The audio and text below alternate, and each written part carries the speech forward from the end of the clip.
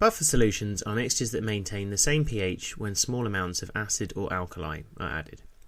Later on we're going to see what love, romance and infidelity have to do with buffers, but for now we're going to consider what it means that this pH doesn't change. So at the moment we see that we're adding acid, there's some drops of acid, but there's no dip in the seesaw, there's no decrease in pH, and now we add alkali, again, no dip in the seesaw, no increase in pH.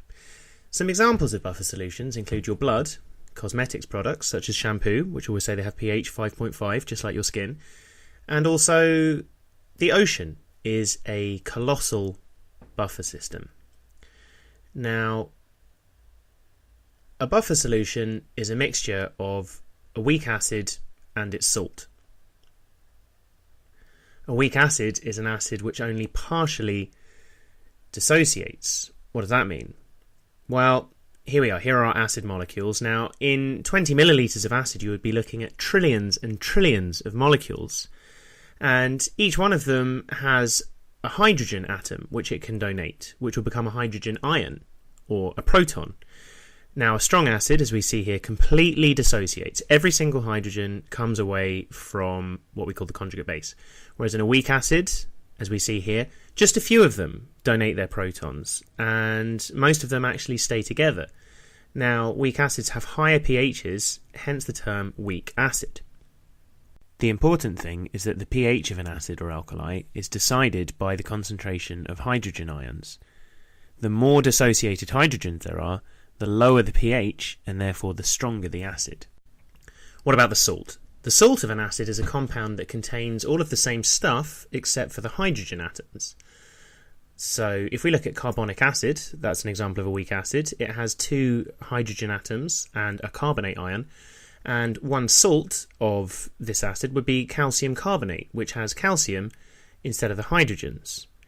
Calcium carbonate is what sea creatures use to make their seashells. So for example here, a sea snail of the Strombus genus would have made this conch shell out of calcium carbonate.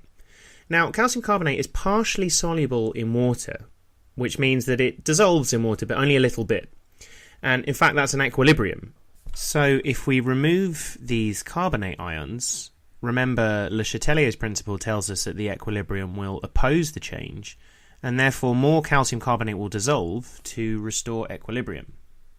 Now, if we consider the composition of the solution in the ocean, carbonic acid is a weak acid, meaning it only partially dissociates, giving us a high concentration of the undissociated acid and a low concentration of protons. Meanwhile, there are 2 sources of carbonate ions, the carbonic acid and also the calcium carbonate in the seashells, which is why it has a much higher concentration than the protons. It's much easier to consider this in terms of the general equation for the dissociation of a weak acid.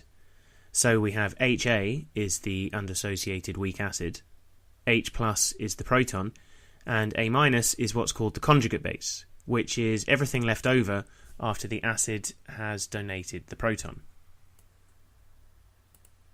Okay, so what happens if we try to add some protons? Well, initially the concentration will increase, but what's going to happen is those protons will immediately react with conjugate base ions and therefore increase the concentration of undissociated acid and return the concentration of protons back to its original level, restoring equilibrium.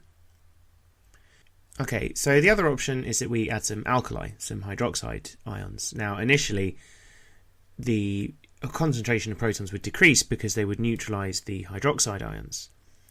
But what would happen next is these new water molecules would go away, and again, Le Chatelier says that the equilibrium will oppose this change, and more weak acid molecules will dissociate, returning the concentration of protons back to its original level.